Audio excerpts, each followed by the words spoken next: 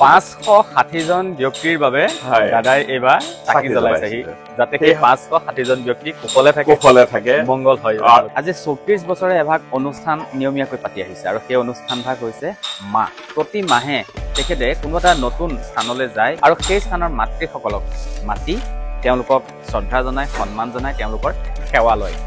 264 বাৰ এই অনুষ্ঠান পাতিছে। নমস্কাৰ, অমূল্য অসমলৈ স্বাগতম জনাইছো। আজি আহিছো আমি ঢকুৱাখানাৰ ঐতিহ্যমণ্ডিত বাসুদেৱ থানলৈ। উদ্দেশ্যটো হৈছে পবিত্ৰ অন্তৰৰ ব্যক্তিজনে আজি এই পবিত্ৰ স্থানত পবিত্ৰ কৰ্ম কৰিছে। দাদা নমস্কাৰ। নমস্কাৰ। আপোনাৰ অনুষ্ঠান ভাগৰ বিষয়ে অকণমান কওকচোন, কি কৰি আছে? মানে কথাটো হ'ল এনেকুৱা, প্ৰতি বছৰে বাসুদেৱ মন্দিৰলৈ মই মোৰ চিনাকীসকল বা অচিনাকীসকলৰ কাৰণে আশীষ ল'ব আহোঁ। কিন্তু এইবাৰ খুব সোনকালে ৰাতিপুৱাই আহিছিলো। আহি মই মোৰ ল'ৰা ছোৱালীহালক লৈ আহিলো। তেতিয়ালৈকে মন্দিৰ ভাগ খোলা নাছিল। তেতিয়া দেখিলো চাৰিওফালে কদৰ্যময় এটা পৰিৱেশ আৰু তেতিয়াই মই মনত এটা কথা ভাবিলো, মন্দিৰলৈ আমি সদায় নিজৰ কাৰণে বিচাৰি আহোঁ। ল'ৰাটোৰ চাকৰিটো হলেই হ'ল, ছোৱালীজনীয়ে ভালদৰে পাছ কৰিলেই হ'ল, ঘৰখনলৈ সুখ লাগে, শান্তি লাগে, বা চাকি গছ জ্বলাইও আমি বহুত খুজিবলৈ আহোঁ। কিন্তু এই মন্দিৰ ভাগ আমি নিজে এটা কদৰ্যময় পৰিৱেশ কৰি যাওঁ। চাকি জ্বলোৱা ঘৰটোকে ধৰক, চলাই কাঠটো মাৰিলো তাতেই পেলালো, ধূপ জ্বলালো, ধূপৰ পাকেটটো তাতেই পেলালো, এনেকে এটা লেতেৰা পৰিৱেশ কৰি যাওঁ।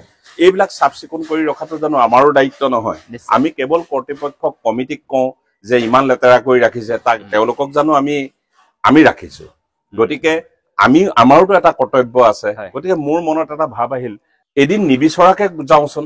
আচ্ছা, এই চাকি জ্বলাবলৈ অহা নাই, চাকি জ্বলাবলৈ অহা নাই, যে আমি মন্দিৰ ভাগৰ হৈ কিবা অকনমান শ্ৰম দান কৰিব পাৰো নেকি?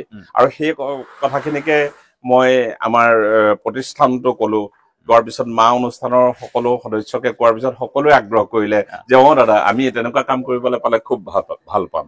আৰু মোৰ জন্মস্থান আমোলগুৰি গাঁৱৰ মহিলাসকলেও কলে যে আমি তেতিয়াহ'লে এষাৰ তাত নাম গাবলৈ যাম।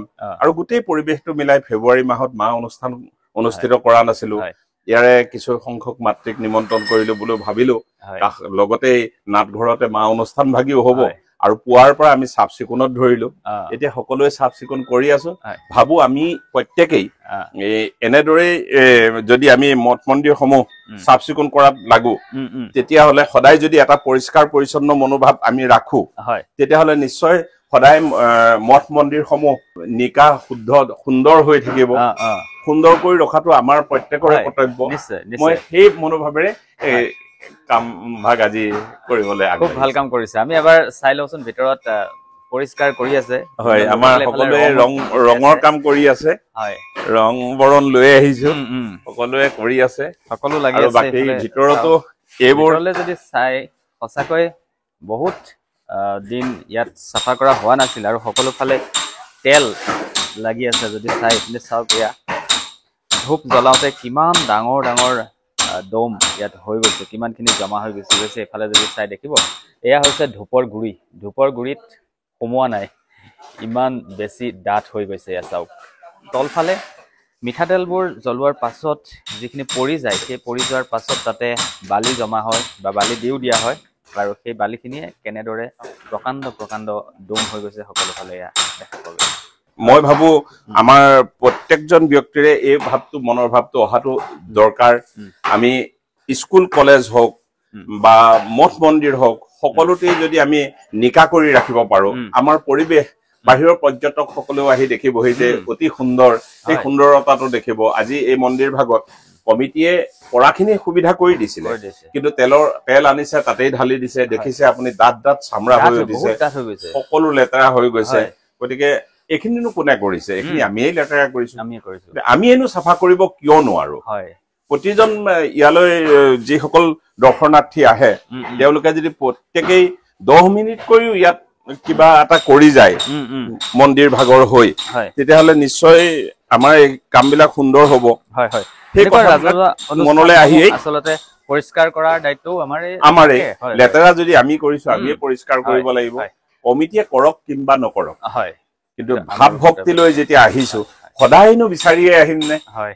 এদিন কিবা এটা কৰিবলৈও আহোচোন, সেই মনোভাৱতে কৰিছে। এইখিনিতে মনত পৰি যোৱাৰ কাৰণে কৈছো, দাদাই প্ৰতি বছৰে এটা বিশেষ দিনত মন্দিৰলৈ আহে আৰু আহি তেখেতৰ যিমানসকল তেখেতে ভাল পোৱা লোক আছে, অন্তৰৰ মিল হয়, সেই লোকসকলৰ প্ৰতি প্ৰত্যেকৰে কাৰণে এগছি চাকি জ্বলাও এগছিকৈ চাকি জ্বলাও এই বছৰ কেতিয়া জ্বলাইছিলে এইবাৰ মাঘ বিহুৰ পাছদিনাখনে আহি এই চাকি জ্বলালে মই এইবাৰ 560 জনৰ কাৰণে চাকি জ্বলাইছো 560 জন ব্যক্তিৰ বাবে দাদাই এইবাৰ মাঘ বিহুৰ পাছদিনা আহি ইয়াত চাকি জ্বলাইছেহি যাতে সেই 560 জন ব্যক্তি কুশলে থাকে মংগল হয় আৰু তাৰোপৰি এগছ চাকি দিও যে মোৰ অচিনাকি সকলো কুশলে থাকক কাৰণ আমি সদায় মন্দিৰলৈ গৈ চাকি গছ দি নিজৰ খিনিয়ে কওঁ কিয়নো লগৰ বন্ধু এজনৰ কাৰণে লগৰ আত্মীয় এজনৰ কাৰণে হৈ চাকি এগছ আমি দিব নোৱাৰো নে গতিকে সেই মনোভাৱেৰে মই এই কামটো কৰো প্ৰতি বছৰে কৰো আৰু জনাসকলে জানে তেখেতলোকৰ কাৰণে মই চাকি দি মই তেখেতলোকলৈ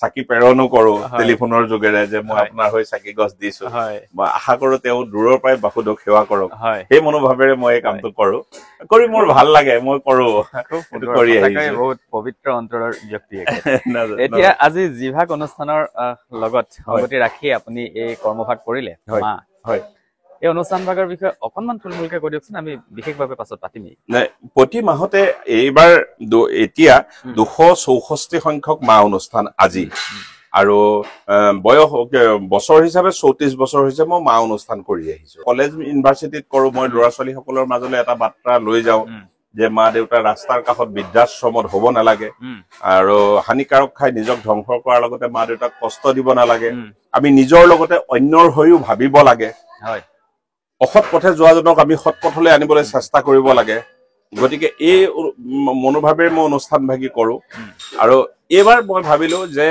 আগবেলাটো যদি আমাৰ চাফ চিকুণ হয় পাছবেলাটো মন্দিৰ ভাগতে এই নাটঘৰ ভাগতে মা অনুষ্ঠানটো হ'ব কিয় নোৱাৰে সেই ওচৰৰ মাতৃসকলকো নিমন্ত্ৰণ কৰিছো পিতৃসকলক তেখেতলোকো আহি পাইছেহি গতিকে এতিয়া চাফ চিকুণৰ পিছতে অনুষ্ঠান ভাগি হ'ব সেই আশাৰে মই এই অনুষ্ঠানটো কৰিছো থুলমূলকে কৈ দিছো দাদাই আজি 34 বছৰে এভাগ অনুষ্ঠান নিয়মীয়াকৈ পাতি আহিছে আৰু সেই অনুষ্ঠান ভাগ হৈছে মা নামৰ এই অনুষ্ঠান ভাগত প্ৰতি মাহে তেখেতে কোনো এটা নতুন বিশেষ স্থানলৈ যায় বেলেগ বেলেগ স্থানত প্ৰতি মাহতে অনুষ্ঠিত কৰে আৰু সেই স্থানৰ মাতৃসকলক মাতি তেওঁলোকক শ্ৰদ্ধা জনায় সন্মান জনায় তেওঁলোকৰ সেৱা লয় 264 বাৰ এই অনুষ্ঠান পাতিছে চাওকচোন কিমান সুন্দৰ কাম কৰি আছে প্ৰতি মাহে এনেকুৱা এভাগ অনুষ্ঠান প্ৰতিখন জিলাতে বেলেগ বেলেগকে প্ৰতি মাহতে অনুষ্ঠিত কৰাটো এয়া সম্ভৱ নহয় সেয়া কেৱল মাত্ৰ সম্ভৱ হৈছে আপোনাৰ কাৰণে আৰু তাৰ মাজতে মই এটা কথা কওঁ এই অনুষ্ঠান ভাগ কৰি আছো যদিও এনে নহয় যে অনুষ্ঠান ভাগত মই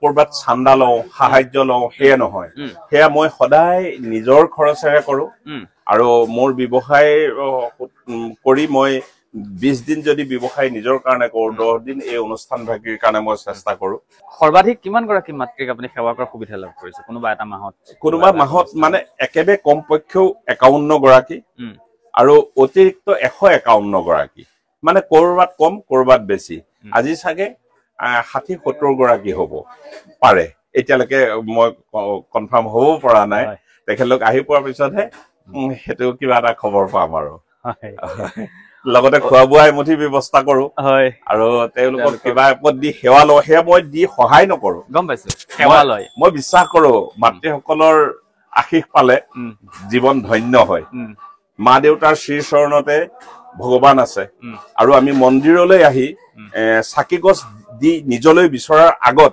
পিতৃ মাতৃক কিমান শুশ্ৰূষা কৰিছো সেইটোৰ ওপৰত নিৰ্ভৰ কৰে কাৰণ আমাৰ জন্মসূত্ৰে আমাৰ প্ৰথম গুৰু হল পিতৃ আৰু মাতৃ তেওঁলোকক অৱজ্ঞা কৰি মন্দিৰত চাকি জ্বলাই মন্দিৰত দান কৰি একো লাভ নাই টকা পইচা হয়তো ঢেৰ পাব কিন্তু জীৱনৰ প্ৰকৃত শান্তি তেওঁলোকে বিচাৰি নাপাব মই বিশ্বাস কৰো সেই আৰু কিমান সুন্দৰ অন্তৰৰ মানুহ তেখেত চাওকচোন প্ৰতি মাহতে অনুষ্ঠান অনুষ্ঠিত কৰে আৰু প্ৰতি মাহতে অতি কমেও 50 গৰাকী আৰু তাৰ পৰা 151 গৰাকীলৈকে তেওঁ মাতৃক আমন্ত্ৰণ জনায় তেওঁলোকক ন্যূনতম কিবা দিয়ে তেওঁলোকক দি সেৱা লয় তেওঁলোকৰ আৰু তেওঁলোকৰ পৰা যি আশীৰ্বাদ পায় সেইখিনিয়ে তেওঁলোকৰ বাবে তেখেতৰ বাবে সন্তুষ্টি বৰ্তমানলৈকে 34 বছৰ নিৰবিচ্ছিন্নভাৱে তেখেতে এই অনুষ্ঠান ভাগ আয়োজন কৰি আহিছে আৰু এই অনুষ্ঠান ভাগ আজি অনুষ্ঠিত হৈছে বাসুদেৱ থানৰ যি নাটঘৰ আছে এই নাটঘৰত আজি অনুষ্ঠিত হৈছে আৰু তাৰে অংশ হিচাপে আজি যি বন্তি জ্বলোৱা গৃহ আছিলে এই বন্তি জ্বলোৱা গৃহভাগ আজি পৰিষ্কাৰ কৰিছে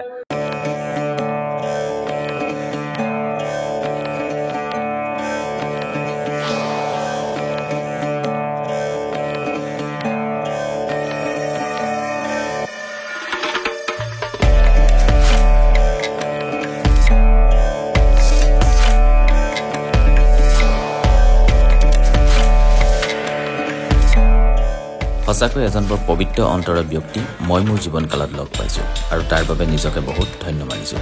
আপোনাৰ অঞ্চলতো যদি এনেকুৱা পবিত্ৰ অন্তৰৰ ব্যক্তি আছে তেনেহ'লে অনুগ্ৰহ কৰি জনাবচোন, আমিও যাম, চিনাকি কৰি দিম সমাজৰ সতে।